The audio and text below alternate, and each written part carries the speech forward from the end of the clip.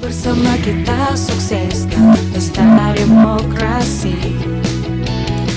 Langsung umum bebas rahasia, jujur dan adil.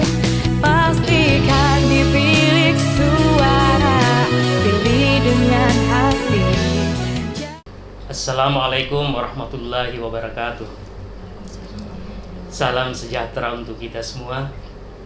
Pemirsa Sulbar TV yang budiman, saat ini saya di ruang kerja Ketua Komisi Pemilihan Umum Kabupaten Mamuju dalam rangka talk show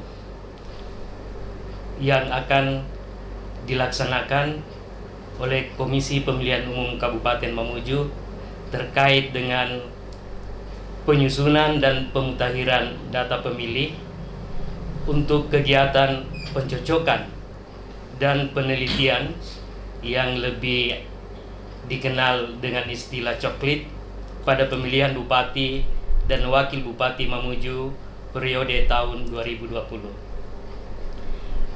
Untuk itu saya menyapa dulu kepada Ketua Komisi Pemilihan Umum Kabupaten Mamuju. Selamat siang Pak Ketua, Bapak Hamdan Dangkang, dan kemudian Ibu Asriani. Selamat siang. Di Divisi Perencanaan Data dan Informasi KPU Mamuju.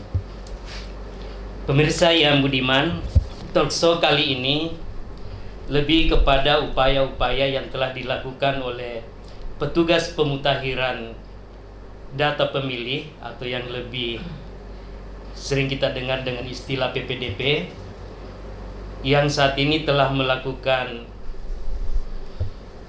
kegiatan yang dimulai pada tanggal 15 Juli dan insya Allah akan berlangsung selama 30 hari dan akan berakhir pada tanggal 13 Agustus 2020. Tentunya bahwa kegiatan untuk coklit ini tetap memperhatikan protokol kesehatan COVID. Lalu bagaimana proses yang dilakukan oleh Komisi Pemilihan Umum Kabupaten Mamuju terkait dengan kegiatan coklit tersebut? Bahwa kegiatan ini dimaksudkan untuk memastikan pemilih yang memenuhi syarat sebagai pemilih yang terdaftar dalam daftar pemilih atau dalam istilahnya terdaftar dalam formulir AKWK. Pemirsa Sulbar TV yang budiman, untuk yang pertama saya tentu akan memintai tanggapan arahan dari Ketua KPU Kabupaten Mamuju terkait dengan kegiatan penyusunan dan pemutakhiran data pemilih ini, khususnya dalam kegiatan coklit. Pak Ketua, bagaimana proses tahapan coklit yang dilakukan oleh PPDP yang saat ini sudah mulai berlangsung? Ya, Assalamualaikum warahmatullahi wabarakatuh, pemirsa Sulbar TV dimanapun Anda berada. Jadi proses coklit yang dilaksanakan oleh KPU Kota Mamuju dibantu oleh petugas pemutakhiran data pemilih atau biasa dikenal dengan istilah PPDP ini sudah berlangsung selama 22 hari. Jadi tersisa seminggu lagi, kurang lebih seminggu, akan berakhir di tanggal 13 dan alhamdulillah progres coklit yang dilaksanakan oleh PPDP dari 11 kecamatan itu se-Kabupaten Mamuju itu di angka 92% selesai dicoklit. Untuk sementara di tanggal 5 ini sudah ada 4 kecamatan yang rampung 100%, Kecamatan Tapalang, Tapalang Barat, Papalan dengan Boneham. Jadi kalau kita rata-ratakan dari 11 kecamatan ini semua sudah di angka 80% proses coklit. Lalu dalam proses coklit ini tentunya melibatkan masyarakat. Ya. Untuk itu dokumen apa saja yang harus disiapkan oleh masyarakat ketika didatangi oleh PPDP? Ya, jadi keberhasilan coklit ini sangat ditentukan juga dari peran aktif dari masyarakat, khususnya masyarakat yang ada di Kabupaten Mamuju yang sudah memenuhi syarat. Paling tidak membantu KPU dan PPDP itu dengan menyiapkan 3 dokumen minimal. Yang pertama itu adalah KTP elektronik, kemudian atau suket, surat keterangan. Jadi surat keterangan ini kalau misalkan alamat domisilinya berbeda dengan yang ada di KTP, berarti dia menggunakan surat keterangan domisili. Kalaupun dia belum ada KTP-nya, berarti dia menggunakan surat keterangan pengganti KTP atau surat keterangan telah melakukan perekaman. Kemudian terakhir itu kalau keduanya belum ada, cukup kartu keluarga yang diperlihatkan kepada PPDP kami. Secara teknis bahwa pelaksanaan coklit ini juga tentu ada kendala. Ini mungkin terkait dengan Ibu Asriani yang memang di Divisi Perencanaan Data dan Informasi KPU Mamuju. Ibu Ani,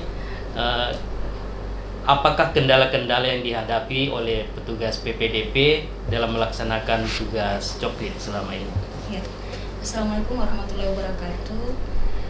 Pemirsa Sulbar TV yang budiman dimanapun Anda berada.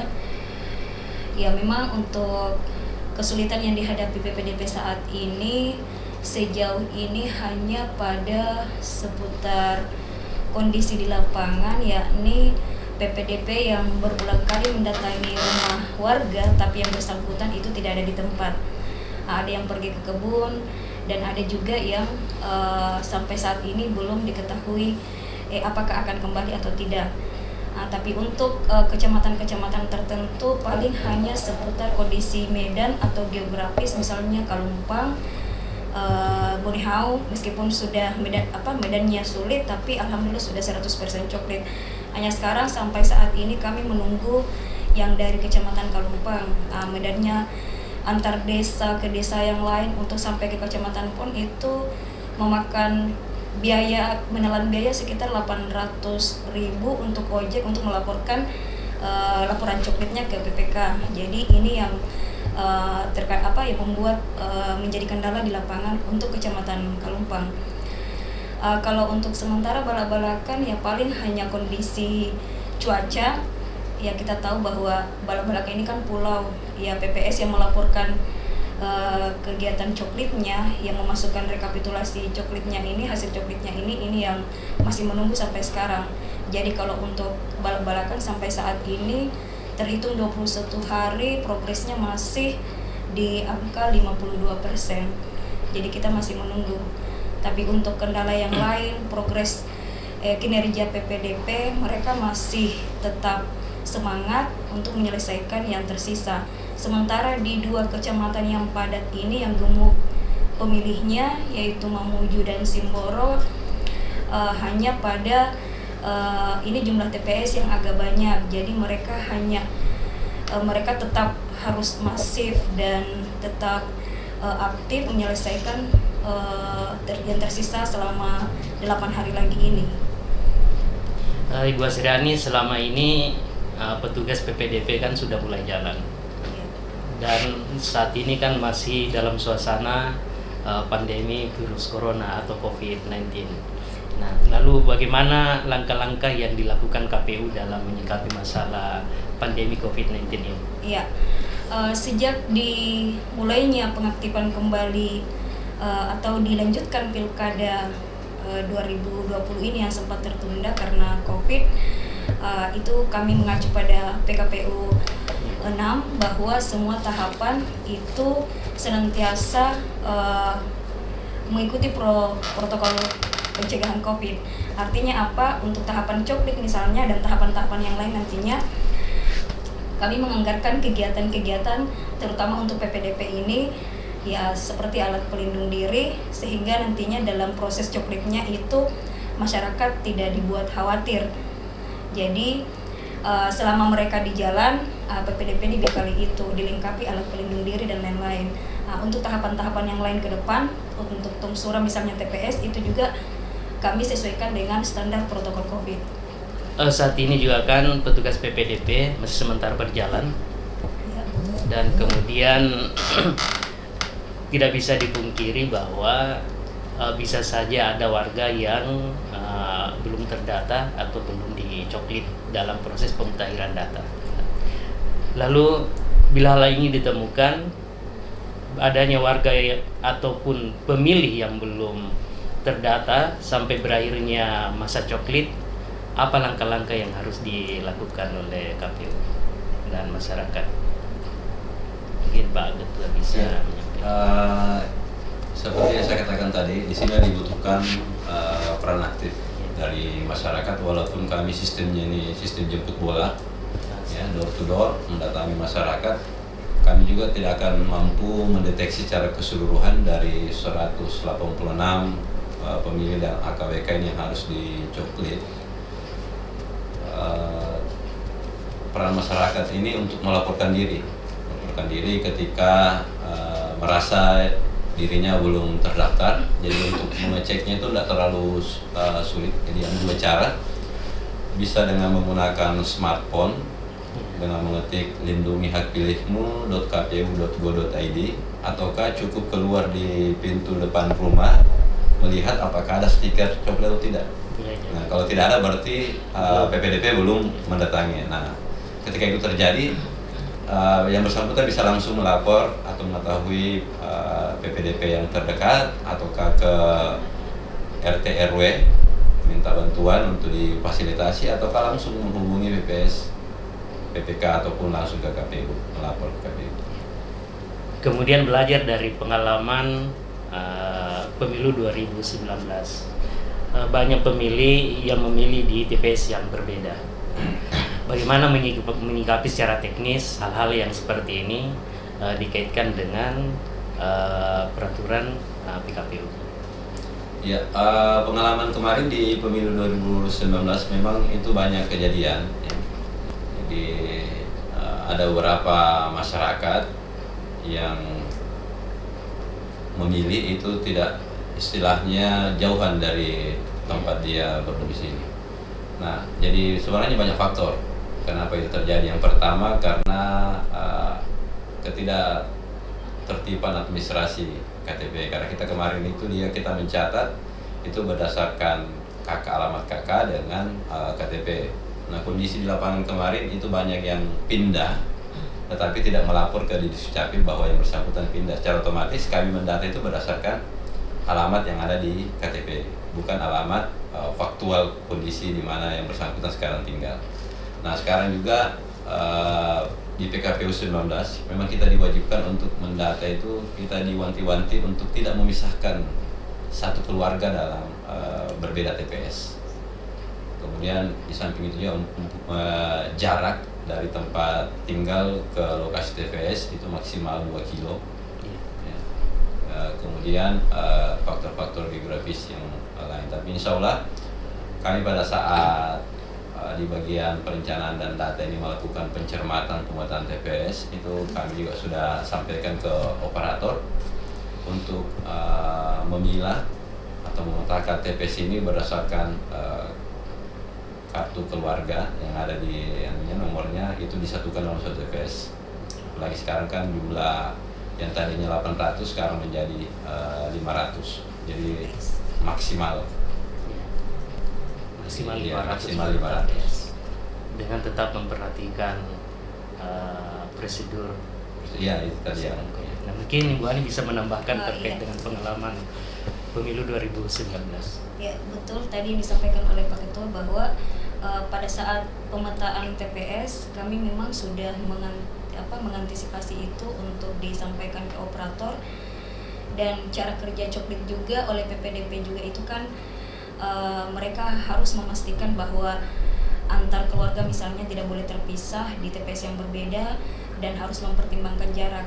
Jika sekiranya di lapangan ditemukan seperti itu, kita akan pindahkan untuk menyatukan ke TPS yang sama, dan itu menjadi pemilih baru di TPS yang sama juga ketika mereka terpisah. Jadi teknis-teknis seperti itu di coklit ini kita sudah harus pastikan untuk diselesaikan, jangan sampai di kemudian hari terdapat kondisi itu lagi. Lagi pula juga proses penyusunan dan pemutakhiran data pemilih ini kan bukan hanya pada tahap coklit saja, ini kan berlanjut pada penyusunan DPS, daftar pemilih sementara, dilanjutkan kemudian daftar pemilih tetap. Dalam jenjang waktu 3 kegiatan pemutakhiran data ini ada ruang untuk memastikan pemilih yang memenuhi syarat itu sudah terdaftar nantinya dalam daftar pemilih tetap, karena output dari kegiatan ini nantinya kan DPT, daftar pemilih tetap. Jadi kita harus pastikan masyarakat yang memenuhi syarat itu sudah pasti terdaftar dalam DPT. Kemudian kami juga senantiasa koordinasi dengan Disdukcapil, apalagi Disdukcapil ini kita masukkan dalam tim Pokja untuk penyusunan daftar pemilih yang akan membantu kami menyinkronkan data. Ini kan nantinya progres perekaman akan terus masif, otomatis akan bertambah pemilih, khususnya pemilih baru. Jadi yang termasuk nantinya pemilih yang akan berumur 17 tahun pada tanggal 9 Desember itu sudah kita akomodir di dalam daftar pemilih nantinya. Jadi hal-hal teknis di lapangan yang menjadi kendala atau yang menjadi masalah di pemilu kemarin itu sudah bisa kita atasi. Saya kembali ke Pak Ketua. Pada proses pemutahiran dan penyusunan daftar pemilih ini, adakah langkah-langkah yang dilakukan ataupun kegiatan-kegiatan secara bertahap yang dilakukan, yang mungkin dimulai dengan tahapan coklit ini? Iya, jadi sebelum kami PPDP itu diturunkan untuk melaksanakan coklit, terlebih dahulu itu kami lakukan bintek terhadap PPDP yang secara berjenjang yang dilaksanakan oleh PPS.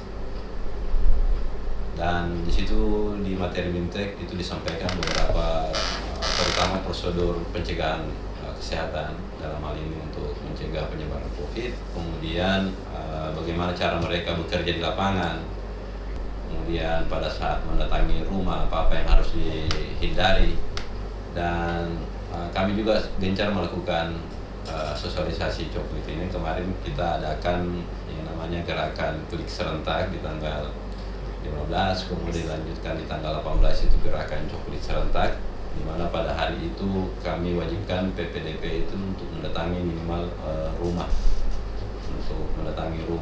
tokoh yang ada di wilayah masing-masing. Di samping itu juga sosialisasi ataupun ajakan-ajakan kepada masyarakat untuk terlibat aktif, untuk melaporkan diri, kemudian untuk menunggu petugas PPD kami di rumah, kami juga gencar kami lakukan di media sosial ataupun di media elektronik dan cetak. Salah satu tujuan diadakan coklit ini kan diharapkan nantinya bahwa mereka yang terdaftar sebagai pemilih tetap ataupun nantinya daftar pemilih tetap itu hasilnya lebih mutakhir dan lebih akurat. Nah, untuk itu saya bertanya ke Pak Ketua, langkah-langkah strategis yang dilakukan oleh Komisi Pemilihan Kabupaten Mamuju dalam upaya pemutakhiran data pemilih seperti apa? Ya, jadi langkah yang pertama yang kami lakukan itu yang pertama kan ada kami dapat dikirim DP4 dari KPRI, kemudian ada juga dari Disdukcapil meminta data-data pemilih pemula ataupun yang akan berumur 17 tahun nanti pada tanggal 9 Desember. Kemudian beberapa elemen data yang tidak lengkap itu kami senantiasa koordinasi dengan Disdukcapil untuk melengkapi, dan kami juga sampaikan kepada petugas PPDP dan mewanti-wanti kepada PPK dan PPS untuk data yang dikirim ke KPU itu tidak lagi ada data yang invalid, misalkan tidak ada NIK-nya atau kurang NKK-nya. Nah, inilah tujuannya sebenarnya pencocokan dan penelitian ini untuk kembali ke masyarakat mempertanyakan apakah data yang ada dalam AKWK ini masih seperti yang kondisinya sekarang ataukah sudah ada perubahan. Misalkan si A yang tadinya dia masih statusnya sipil, mungkin dia sudah mendaftar ke lolos jadi TNI atau jadi Polri, ataukah yang tadinya bersangkutan masih hidup ternyata sudah almarhum. Ini semua yang dilakukan validasi oleh PPDP, termasuk perubahan-perubahan nama, gelar, kemudian itu semua diperbaiki. Termasuk juga misalkan kendala kami juga kemarin di pemilu itu dalam satu keluarga misalkan ada 5, kemudian ada satu anaknya yang sudah menikah, secara otomatis kan seharusnya dia sudah harus mengurus kakak terbaru. Nah, kendalanya kemarin itu banyak terjadi, sudah pisah rumah tetapi kakaknya juga masih nempel ke kakak orang tua. Nah, itu juga kemarin banyak sehingga merasa tempat milihnya jauh, karena memang kami masih mendata kakak di orang tuanya. Makanya dibutuhkan juga kesadaran dari masyarakat ketika terjadi perubahan administrasi yang menyangkut masalah kependudukan, itu segera di up to date di Sukcapil, supaya kami juga pada saat melakukan pemutakhiran di lapangan itu data itu betul-betul valid. Bu Asriani mungkin bisa menambahkan lebih teknis kebijakan KPU. Ya, ini proses penyusunan dan pemutakhiran data pemilih ini kan akan berlanjut sampai November nanti, yang outputnya nanti kan menghasilkan DPT. Salah satu strategi kami juga adalah membuka posko pengaduan, yaitu gerakan melindungi hak pilih. Jadi di setiap desa nantinya, setiap desa dan kecamatan kami akan buat posko pengaduan jika sekiranya nanti masih ada warga dalam proses coklit ini belum terdata, sehingga nantinya di posko pengaduan warga bisa melapor ini yang belum masuk di data atau belum sempat dicoklit oleh PPDP, sehingga nantinya ke depan kita bisa menghasilkan data pemilih yang mutakhir dan lebih akurat. Dan harapan kita juga nantinya tidak ada lagi protes, tidak ada lagi kritikan yang mengatakan bahwa masih ada pemilih atau masih ada masyarakat yang belum bisa menggunakan hak pilihnya. Jadi kendala-kendala ataupun masalah yang terjadi di pemilu kemarin itu akan betul-betul kita perbaiki di tahapan pilkada ini sehingga masalah itu tidak muncul kembali. Makanya kami berharap peran serta masyarakat untuk tetap aktif juga melaporkan diri ketika misalnya belum terdaftar dalam daftar pemilih atau dalam AKWK ini. Ini dari 11 kecamatan yang ada di Kabupaten Mamuju. Kecamatan apa yang agak lambat masuk datanya atau update data coklitnya? Ya, sampai saat ini terhitung 21 hari atau 22 hari sekarang, tersisa hanya 2 kecamatan. Itu tadi yang saya sebutkan sebelumnya, Kecamatan Balak-Balakan, karena kondisi cuaca BPS-nya sampai saat ini dihubungi itu tidak aktif, karena kan diketahui di sana kan antar pulau. Dan juga di Kalumpang, akses internet di Kalumpang memang ada di kecamatan tapi itu biasa terputus. Kemudian juga jarak menunggu laporannya dari desa misalnya itu PPK harus menunggu agak lama juga, karena PPS ini tidak mungkin bolak-balik ke kecamatan untuk laporan dengan biaya misalnya 800.000 per ojek ini. Kalau misalnya 1 minggu menelan banyak biaya. Jadi mereka rampungkan dulu di desa, baru kemudian ketika rampung mereka laporkan ke kecamatan. Tapi alhamdulillah ini Kalumpang yang kita awalnya khawatir, tapi sekarang sudah progresnya mencapai 61%. Jadi mudah-mudahan kita berharapnya sebelum masa coklit berakhir ini di tanggal 13 Agustus, paling tidak sebelum tanggal 13 Agustus semua 11 kecamatan ini rampung. Ya kan 4 kecamatan sudah selesai 100%, jadi sisa 9, jadi sisa 8 ya, 8 yang harus kita rampungkan segera. Sebagai penutup acara talkshow ini, Pak Ketua, mungkin ada harapan dari KPU Kabupaten Mamuju terhadap pelaksanaan kegiatan coklit yang dilaksanakan selama sebulan ini. Ya, harapan kami khususnya kepada masyarakat Mamuju untuk peran aktifnya itu sangat kami butuhkan dalam rangka untuk menyukseskan Pilkada Mamuju 2020 ini, dimulai dengan kita sama-sama mengawal dan menjaga keakuratan data pemilih. Sebab apa? Data pemilih ini merupakan nyawa dari pilkada ini. Ketika data pemilihnya muradul, secara otomatis nanti sampai dengan hari H nantinya itu semua akan amburadul. Karena data pemilih ini sumber data dari segala tahapan yang akan berlangsung nantinya, mulai dari logistik, penonton logistik, kemudian jumlah TPS, itu semua dipengaruhi oleh keakuratan data.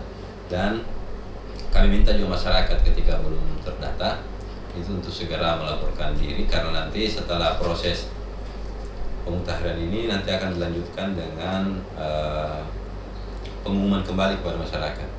DPSHP, daftar hasil sementara hasil pemutakhiran. Nah di situ masyarakat diminta untuk mengecek apakah terdata atau belum.